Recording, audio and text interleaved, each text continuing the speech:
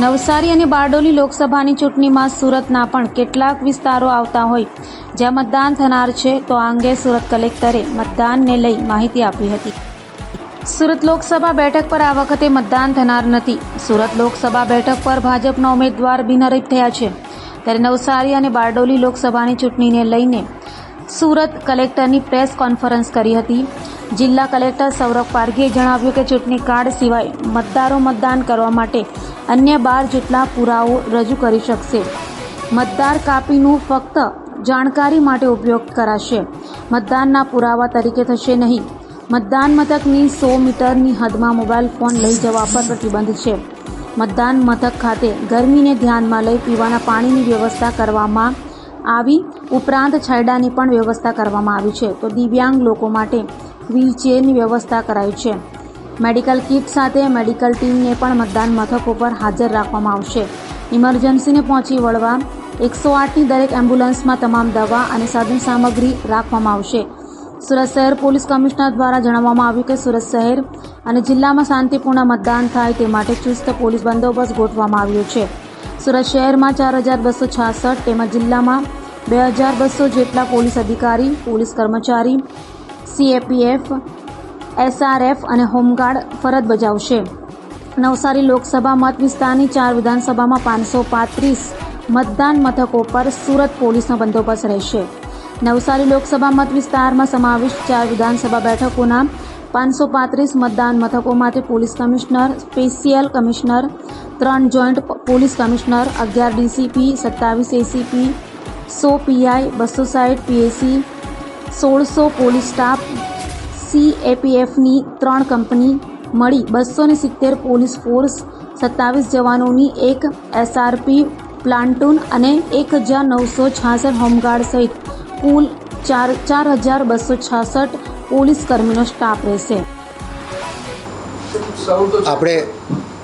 આપણે સૌ જાણીએ છીએ કે આવતીકાલે બારડોલી સંસદીય મતવિસ્તાર અને નવસારી સંસદીય મતવિસ્તારમાં સમાવિષ્ટ સુરત જિલ્લાની 9 એસેમ્બલી સેગમેન્ટ્સ માટે આવતીકાલે સવારે 7 વાગ્યાથી સાંજે 6 વાગ્યા સુધી મતદાન યોજવાના છે.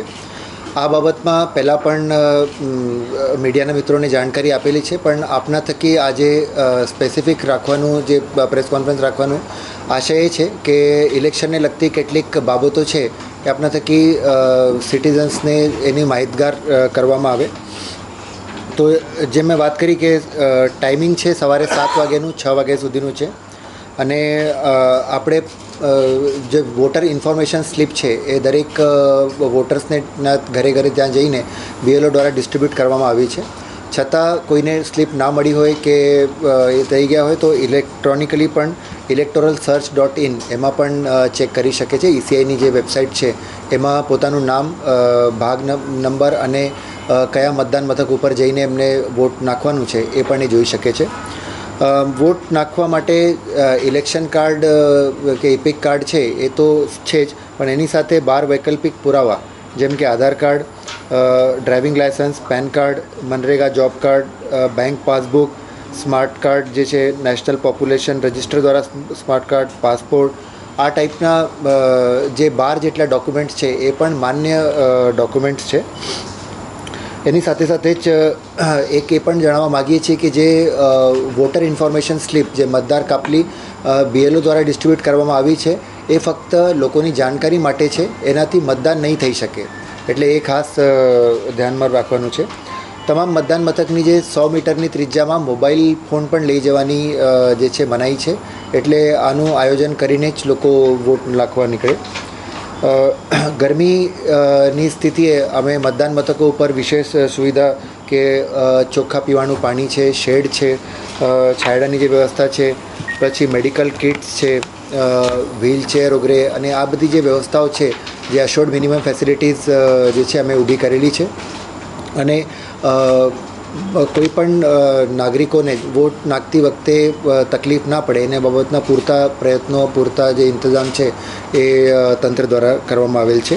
દરેક જગ્યાએ 108ની એમ્બ્યુલન્સ સાથે પણ અમે પોલિંગ સ્ટેશન્સને માર્ક કર્યું છે, જેને કરીને કોઈ પણ પ્રોબ્લેમ થાય તો એનું સોલ્યુશન આવી શકે.